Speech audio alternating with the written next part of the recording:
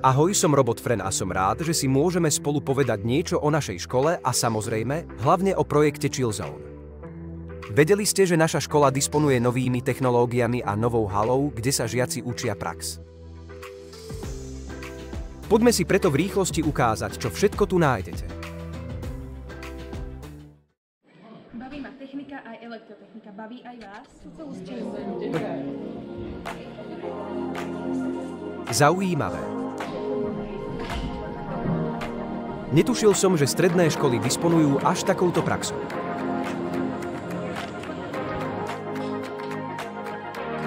Aha, 12. decembra majú deň otvorených dverí. To si nesmiem nechať újsť. Ale bohužiaľ na našej škole si žiaci nemajú kde odýchnuť.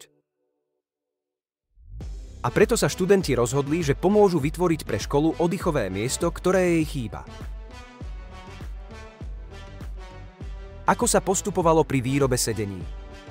Najprv sa palety obrusovali, potom sa následne opaľovali, žiaci následne na palety použili lak. Aby nám palety nenavlhli, s vrtačkou sme potom navrtali skrutky do paliet na uchytenie zadnej časti a opierok a ako posledná vec sme natreli na bielo opierky. Tak už len posledné úpravy a posedenie máme hotové.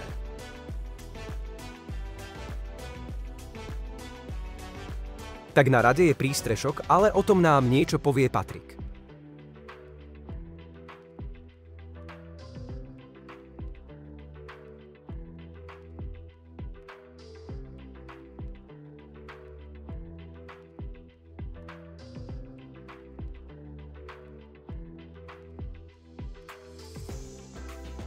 Posledné úpravy a je hotovo.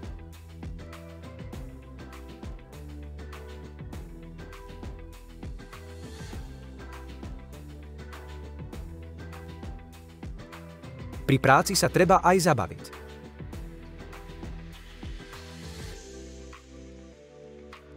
Ako ide samozrejme čas, tak sa nám ochladzuje a aby boli žiaci v teple, tak sa posedenie na zimu presunulo do školy.